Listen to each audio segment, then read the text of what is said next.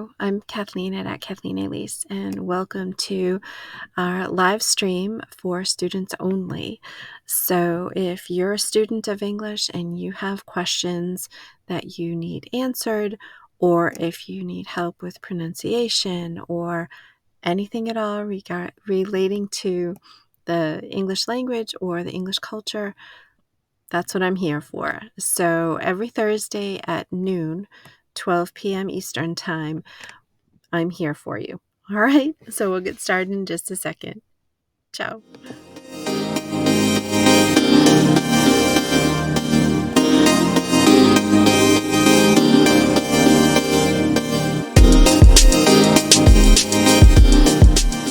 YouTube, it's Kathleen. Welcome to the students only live stream with at Kathleen Elise.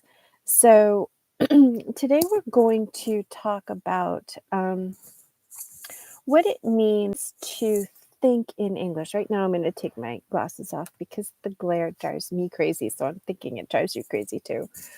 What does it mean to think in English? We are constantly told as language learners that we need to think in English, but nobody ever really says what that means.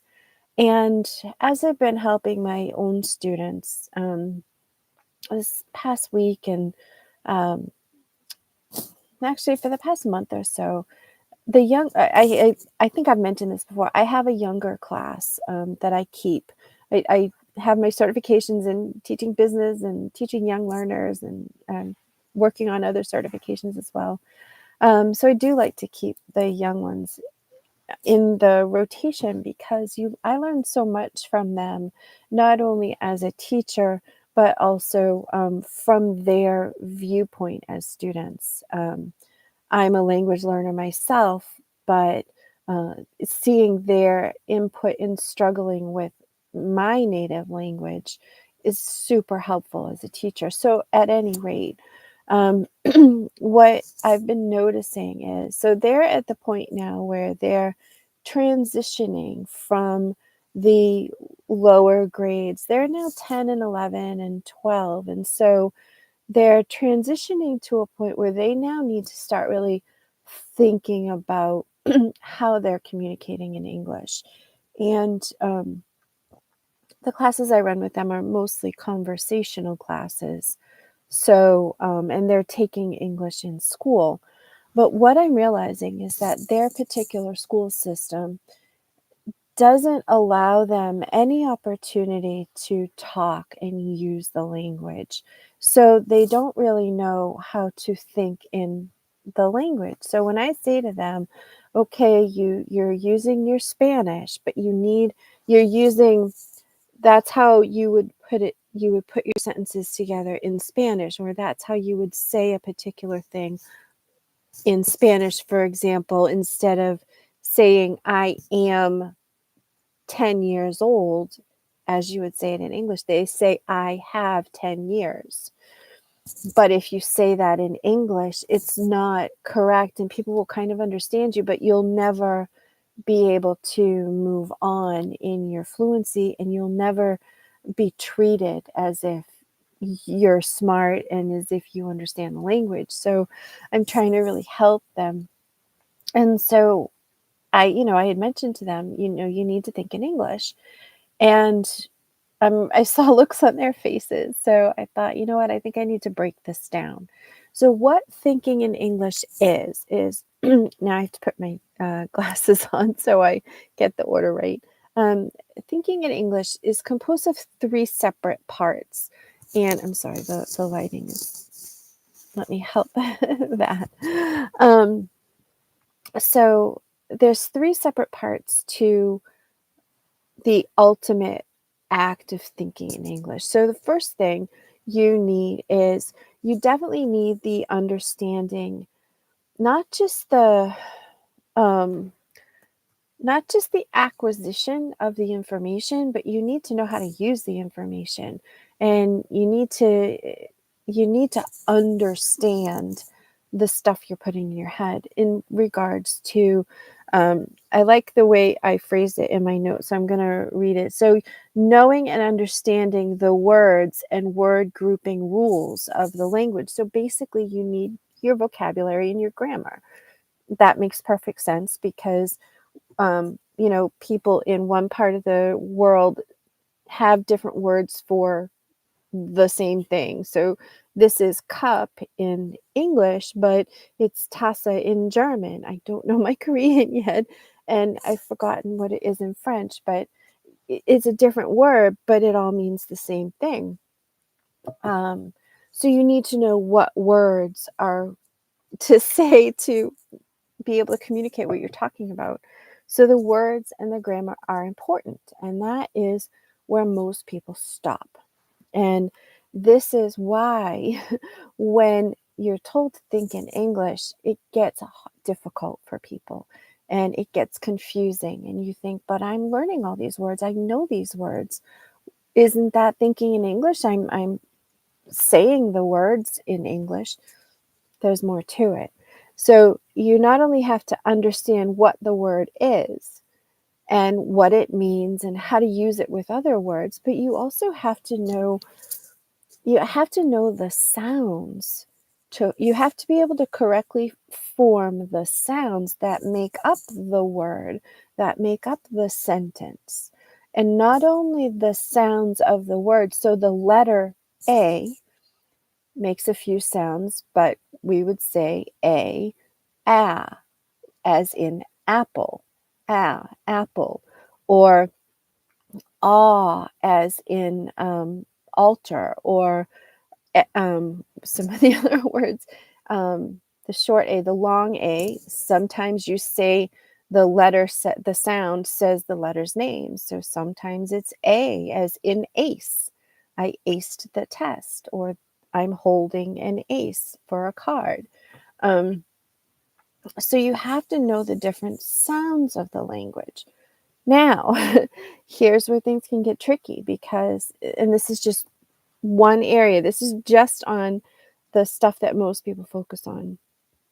You really need to make sure and that you produce the sounds correctly, number one, and then that you produce them in the correct order, because the order, the words are put in specific order to have it all make sense. If you just jumble a bunch of words out there, it doesn't mean anything. We call that gibberish.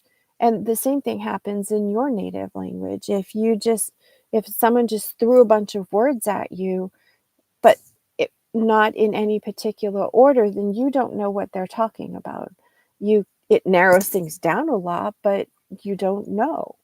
And the purpose of communication is to be clear and quick, because, when people started to learn to speak, mostly it was because it was a necessity. There was danger, maybe there was an animal, a bear in the woods that was about to, eat you for dinner, and someone had to yell, look out for the bear, or, so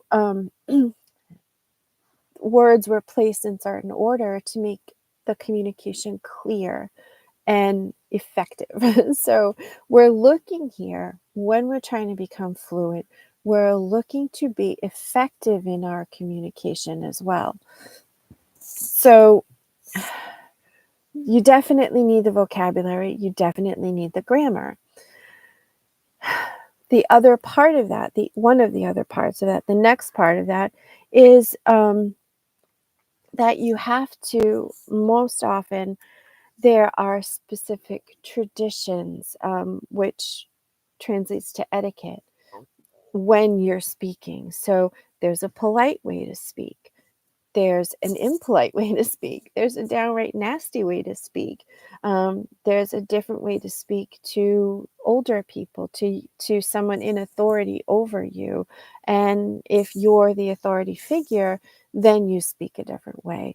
There are different situations that we have certain rules cultural rules with them. So if you're not using all of that, if you're not bringing all of that into the picture when you're speaking English a native English speaker, then you're going to miss out on so much of the message. They're not going to understand really what you're trying to say. They might be offended. You might actually, insult someone if you don't understand the etiquette and the traditions. And again, different situations require, so say it's Thanksgiving time. Well, there's a whole language and a whole set of just Thanksgiving words and traditions and celebrations and things people do and etc. that all revolves around Thanksgiving. But if you don't have that particular holiday in your country, then and you don't bother to learn about it when you know you're going to be speaking to a native English speaking person, well, an American speaking person, but Canadians have Thanksgiving Day and other English speaking cultures have it as well. Excuse me. One thing you'll know about me, if you haven't seen my other videos, you will learn this about me. My curly hair does as it pleases, and sometimes I just get sidetracked by it. I apologize. Um, so there's the culture and the etiquette that you need to learn. An example from my own language learning studies is I've picked up some French. I majored in German, but I've lost it all. I haven't used it in 100 years. Um, but there are and I'm learning Korean. Korean is the most vivid example because it's so different from English. Whereas French and German, there are definite differences in the cultural thinking and etiquette and all that. But um, the Korean is just so drastically different that I think it's a better example. I'm really trying to pick up the Korean, and I'm finding it very difficult for me because not only is the written language, the symbols are just nothing I've ever seen before, and so it's taking my brain time to see the symbols as I would look at my own alphabet and put them together as words. And so I'm really struggling with that. The other thing I'm struggling with is that the concept of um, the politeness levels, and there's a definite hierarchy in the language, in the culture, the way people what you're allowed to say to certain people and what you're not allowed to say, and the cultural ramifications of that, if you get it wrong, um, can be drastic. And so, and it's a different, there's just a different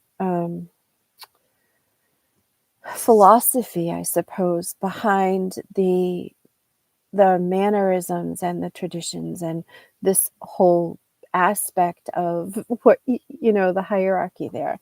So I have my vocabulary. I've been trying to do, not, it's not a vocabulary journal. I've been trying to write in my journal, but and keep a journal in the language. And I started this in 2023. And I should have gotten pretty far if I were able to write every day. So this was July 30th, 2023 that I wrote my first sentences in. But I was just having so much trouble that the last time I wrote in it was January 28th of this year. And it was finally I was able to write something other than hello, my name is Kathleen. So I got so excited, and then I got busy, and I've been having trouble again remembering and placing. So I got to figure that out, but I will. But at any rate, the reason I'm having trouble is that I am so used to the English grammar structure, and naturally it all makes sense to me. Whereas there's so much about the Korean structure, and so many there's not there doesn't seem to be, from what I can tell, as much level of nuance. Um, so it's a highly contextual language where you're depending on the context of the situation and the conversation, that determines what a particular word means. So there's, one word might have three drastically different meanings. I think there's one word, "eep," that means it's leaf and lips and something else. So you have to really be able to understand everything surrounding the conversation there in order to be able to put your sentences together properly. And there are also things called subject markers and object markers and place markers and topic markers that we don't have in English. And getting my brain to just be familiar with and recognize, oh, that's a subject marker. So now what does that word mean? So now I know what the subject is. And putting it all together has been an excruciating process for me right now. But it goes to show you that if I tried to put my Korean sentences together using my English mindset, I'm never going to put together a proper um, Korean sentence that will make any sense to anybody, because it's a completely I'm approaching it from a completely different cultural aspect. And that, I think, is the critical part of why people don't understand about thinking, why they're having trouble. They think they're thinking in English when they're using their words and they're using their grammar, but we're missing the cultural aspect. And I think, and the other part of the cultural aspect, so I did put it as the separate and third part, is that you have to understand the history of the people and the development of, and how that history um, develop or was the cause of the way the people developed, and how they developed and why they developed in this particular manner. So um, So again, actually, I was talking to a friend of mine the other day. I'm sorry for all these adjustments. It's been a long time since I've done these. It's been several months. Um, but we're friends, we're family. So anyway, um, and she's Lebanese, and I'm not used to Middle Eastern ways of life, or anything. So we've been having great discussions, and she's explaining a lot of, but you have to understand, Kathleen, this, that, or the other thing. And so that's why, you know, people speak their mind, or that's why this, that, or the other thing. That's why family is so important. That's why, you know, things work the way they do. That's why we think the way we do.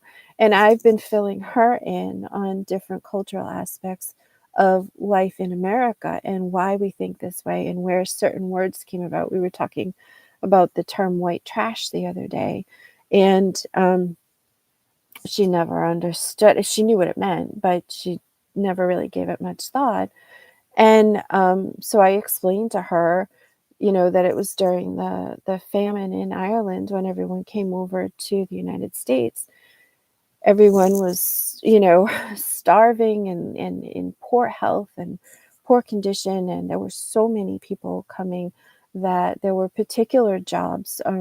Down south is the specific one I'm thinking of. They were having trouble with the swamps, and disease because of I think it was the mosquitoes or something, some massive problem that they needed to either drain the swamps or fill them in or something. And they didn't want to use the slaves because again, this is my understanding of it. It might be different. So if you know a different version of it, please let me know. But the slaves were considered valuable in the sense that they were property. They had been paid for and they had a specific job. Sadly, as horrible as that is, that was the situation. And so they needed a large workforce of expendable people. And the Irish happened to be the ones at that moment. It was an opportunity that someone exploited. And so, the Irish were sent in to do these jobs, these horrible jobs, and thousands of people died because of the diseases. They weren't prepared for any of, um, the bugs and different things that they encountered. So their bodies weren't built up, hadn't built up immunities. They were already starving, already vulnerable from a health standpoint. And so the Irish were sent to do that job because they were expendable. They were garbage. They were trash to be thrown away. And you didn't have to pay them much. So it's a sad story. That's what happened. It is a situation that's what happened. And so it's part of the history, and those mentalities still carry along. Every culture has their own version, of that kind of a story, and it's part of the development. And when you understand these stories, because my Lebanese friend was as flabbergasted, one of my students' favorite words, flabbergasted. She said, "Oh my goodness, I can't believe that. That's horrible." Yes, it's horrible. But that's where the word came from. And she's explaining to me different things about her culture. And I'm thinking, oh my goodness, it's fascinating. And oh my goodness, really, So everybody's got their versions of stuff. But because they're happening in different environments, different, natural geographical um, environments and historical environments and political environments, everything that happens in a certain area has an effect on how the language develops, how people communicate with each other. Are they friendly? Are they, suspicious? Do they like to share? Do they not like to share? Are they open or are they private? And so learning this is all part of being able to think in English. And so many people struggle because so many people don't have that cultural understanding. You haven't been trained, or even it hasn't been brought to your attention that that's all part of it too. So many people think, oh, I'm going to speak English and go to a country where, oh, you're an English speaking person, I'll be able to speak freely with you. But then without that cultural understanding, so a few things happen. So here's the part of the program where we talk about what happens when you don't think in English. So let me just recap quickly, because I love my language and I love my culture and I love learning about other languages and other cultures, because when you do, you open up your ability to communicate in a much deeper, richer, amazing capacity with more and more people. So let me just reiterate. So the three parts of what it means to think in English. Yes, you have to know the vocabulary and the grammar and all those rules that everybody hates. But think about your own language or other languages.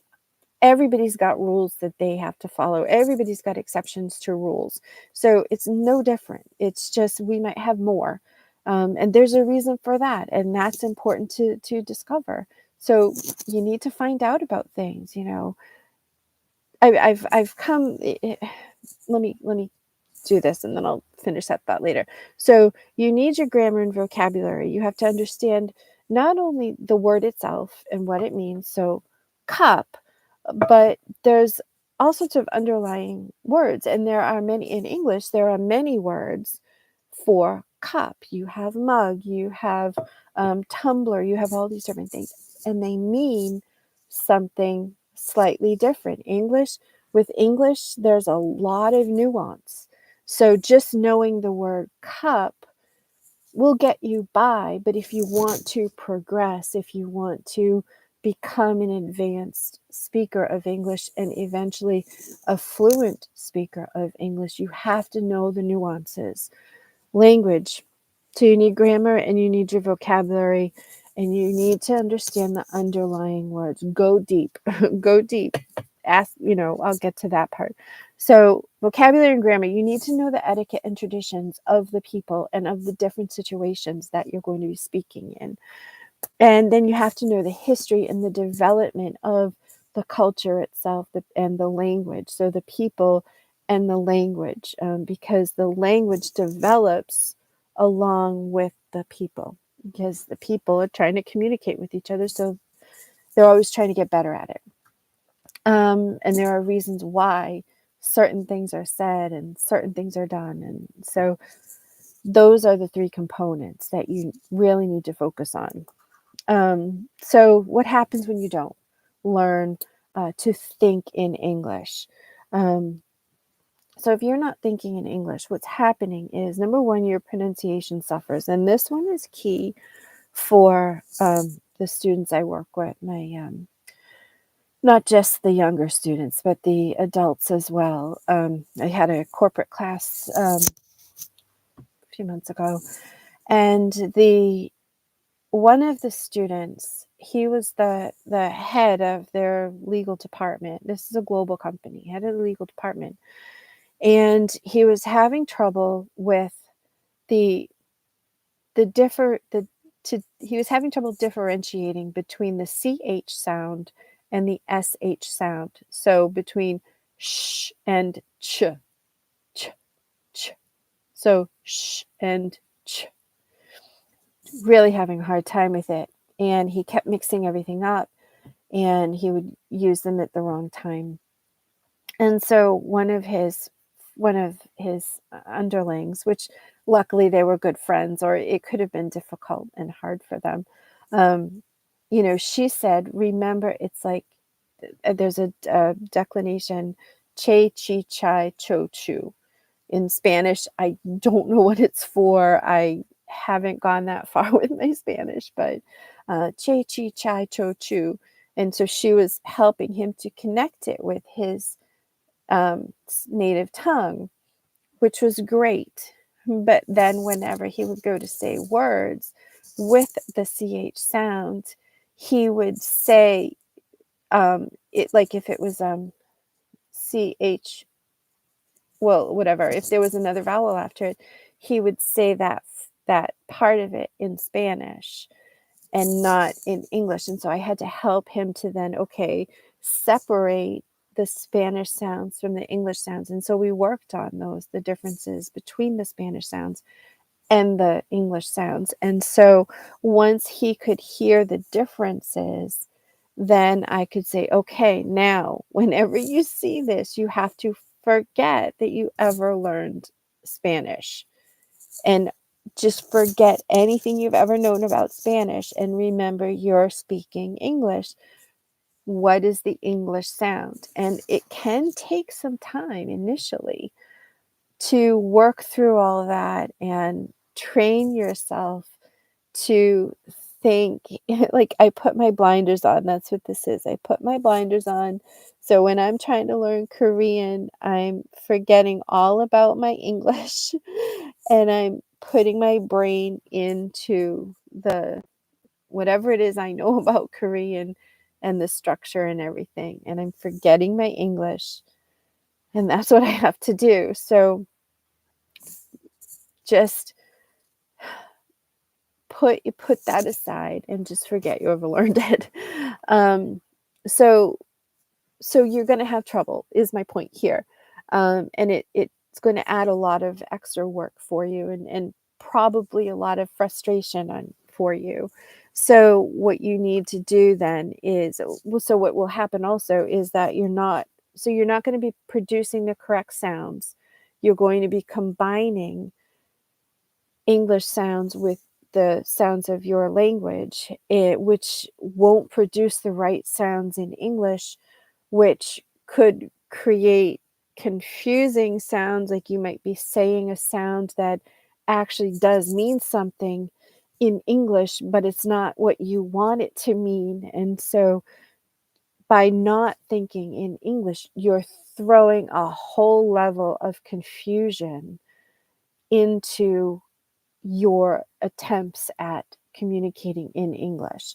So know that this happens to just about anyone who's trying to learn any language. It's happening to me when I'm trying to learn Korean, and it happened to me when I was trying to learn German and French and Spanish. So um, it does take some effort in the beginning, but if you put that effort in, and if you remind yourself why you're doing this, so that you won't be struggling. You're working hard right now, but if you don't work hard right now getting it correct, then you're going to struggle in the future. So remind yourself that right now it's hard work and it might be tedious. And you might think, oh my goodness, why did I take this language? Just know that any kind of preparation that you do beforehand, all of that initial work, think of it when you're trying to organize your closet. If you do some initial thinking and planning and working, and make sure you fold your laundry and make sure you hang things up, it's a bit of effort, but not as much as if you just threw things on the floor and then had to try to figure things out. So think of it that way if that helps you. So the problems when you don't, you throw in a whole level of confusion just because of the way you're putting things together, or the sounds that you're making could be used differently, or not any sounds that an English speaker would understand, so they don't know what you're saying. And you're adding that level of struggle for yourself. Um, so so now let's talk about, because I know you know me, I can talk. And if you don't know me, you can probably tell I can talk. Like I said, I love this.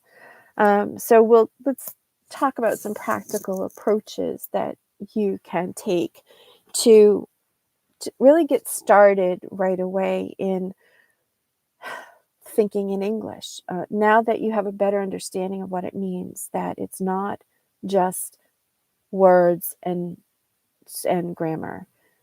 There's more to it. There's more to it. So the first thing that I would suggest to do is just change the way you think about learning. Um, Look at it differently. There's two ways that I always refer to. The first one is that, when you're learning a language, you're going on a safari. You're exploring a whole new world. Um, it's it's a people, a culture. Everything that you're doing right now is brand new. So you're going on safari, or think of it as, being one of the first pilgrims to come to America, to North America, and discovering the United States of America. None of this is familiar when the people from England came over here, when the explorers came over here and discovered it. None of this part of the world had ever been discovered. There were people living here, but nobody else in the world knew that. And I'm sure that the people living here had no idea that there was anything else. And so it's all brand new, and it was never seen before. So in your case, the English language is all brand new. You've never seen it, or you might have seen little bits of it, heard things, but now you're discovering it for yourself. So think of it as either a safari or an exploratory trip. You're going on expedition. and you're discovering everything that's new. So just reframe the way you think about learning. Don't think of it as just, oh, I got to study. I have to stick my head in the book and repeat things endlessly and hope I learn something. That's not what learning is all about. Learning is discovering. So try to put yourself in an explorer's mindset.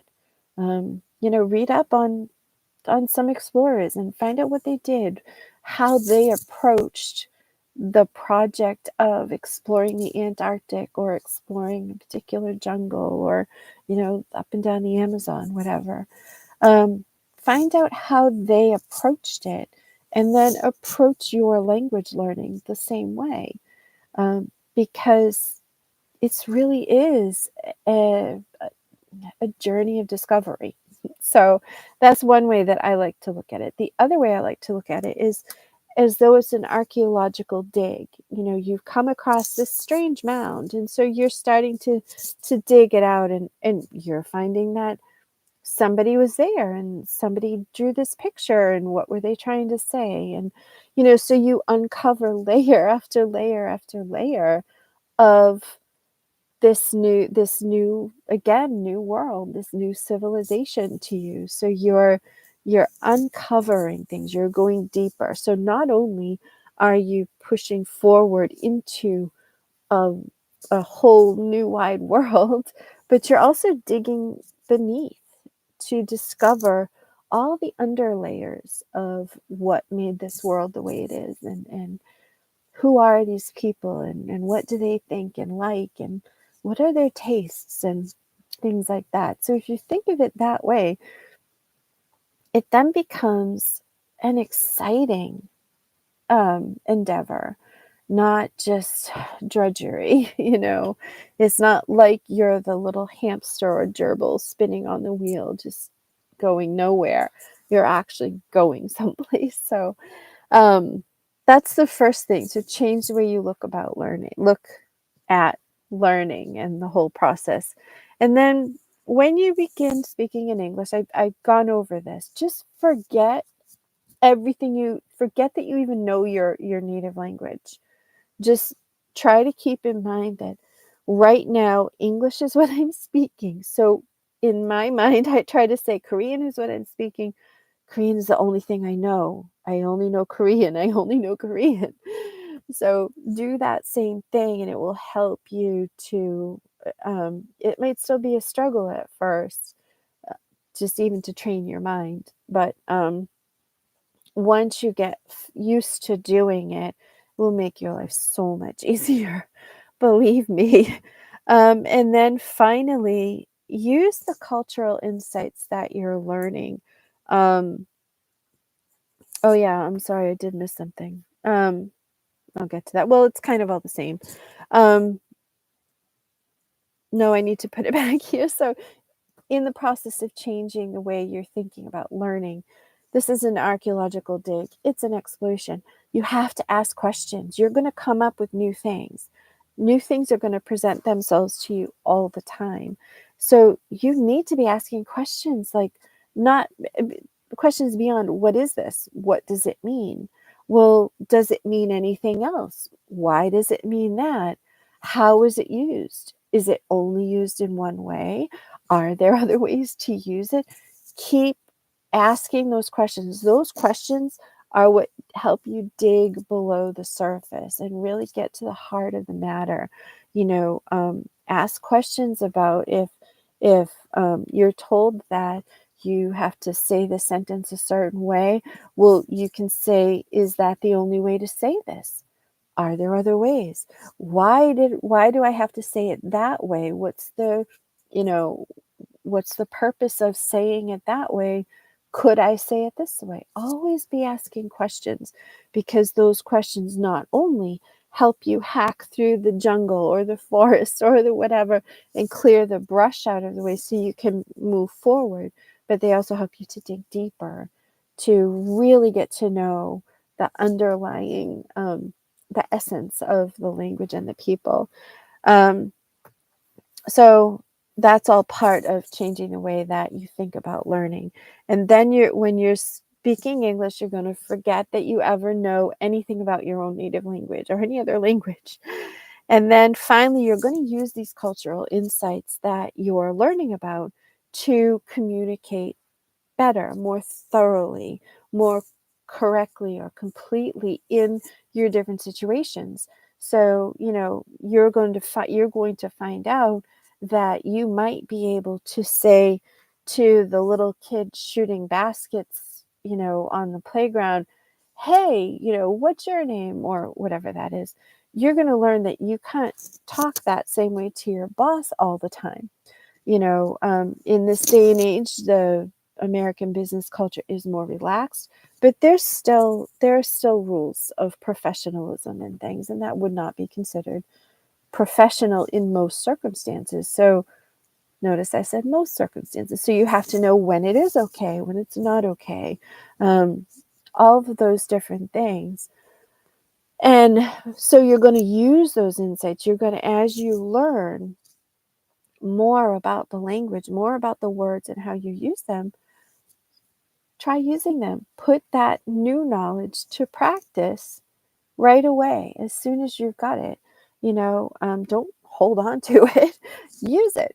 Learn something new and put it into practice. And that's how you're going to be able to um, think in English much more easily and more completely. Again, so many people are missing that key aspect, those other two steps of it's not just the vocabulary and the grammar. You have to dig deeper. You have to know the culture. You have to know the etiquette and all the different aspects. And in order to know those, you really have to go deeper within those areas to find out, well, why? Because it makes a difference. Why? People keep saying to me, I've had friends in France say to me, "Well, why don't Americans ever stop to eat lunch? Why do they work through lunch? Or, you know, why do you drive such huge cars? They're not used to it. The streets in Europe are narrow. They weren't. Everything is closer together. It's more compact, so they don't need the big cars. But in America, in the United States of America, everything is spread out. You have ranches that are thousands of acres. Well, you need a big car to haul, lumber and, you know, drag, pull trailers full of horses or cattle. You need the bigger cars for the power, and you need the bigger cars to get across this vast land. They need to be sturdy to go over any kind of terrain. There's mountains and hills and rocky places that we have to travel over. So, there are reasons for that. It's not, and so many people, I've seen many videos of people having comments about Americans being so strange or so rude or so this or so that. And, what don't you understand about Americans and this, that, and the other thing. And so many of the comments are just judgmental based on a comparison between their culture and the American culture. But there's doesn't seem that any of the people making the comments have actually thought about, but why are they that way? No one seems to ask that question. People look at Americans and think that we're rude, and in many, many cases we are, um, even to ourselves, even in our own culture. Um, but oftentimes it's just that we're used to just dealing directly. There's not a lot of, building a rapport or building a relationship beforehand. We'll get to that as the next step. We just do it in a different order. Um, so again, if you don't ask the questions, you're always going to misunderstand. And you're going to, in your mind, think that, well, my understanding is the right way. But you have to ask the questions or you'll never know. So, honestly, thinking in the language that you're trying to learn, so in our case, thinking in English, is going to take a little bit of work up front because now that you know about these other 2 steps, they're a little bit more, work, and you're gonna have to, put some time into it. But again, the work that you put in up front is going to eliminate so much confusion on your end, confusion on the listener's end, and it's going to eliminate a ton of struggle for you. Again, remember, you're working hard right now. Think of it as, planting a garden. You've got to turn the soil over. You've got to pull out all the stuff that's going to get in the way of the plant growing. You have to fertilize the ground and mix it all in and plant all the seeds and all of this stuff. There's a lot of work in the beginning, but all you're going to have to do from then on is make sure it's watered, pull out the weeds, and watch it grow. And so you're doing the cultivating right now, the cultivating and the nurturing and this, that, and the other thing. Those beginning stages of preparing the soil so that you can then plant the seeds of the language, water it, nurture it, and watch it grow. Okay, so I hope that helped you. Um, and so if you have any questions, if this brings up any questions for you, put them in the chat. Um, and if you're watching the replay of this, put them in the comments. I will look through them and I will make sure to answer them for you. And if I think it's worth it to put it on a live, as a topic of a live, I will let you know in the comments. Okay. So I have to go because we have the teachers only one coming up in just a few minutes. So I'm really glad we did this today and I hope it was helpful for you. So let me know in the comments what you learned from this, and go beyond the questions. Ask me a question, yes, but tell me what you learned. Tell me something that was shocking to you or that surprised you that you just didn't know or never thought of, or maybe there's another tip that you can give us that will help us to think in English more easily. So, all right, I will go. I have to end now, but we'll see you next week, every Thursday at noon Eastern Standard Time. Don't forget to subscribe. All right, bye bye.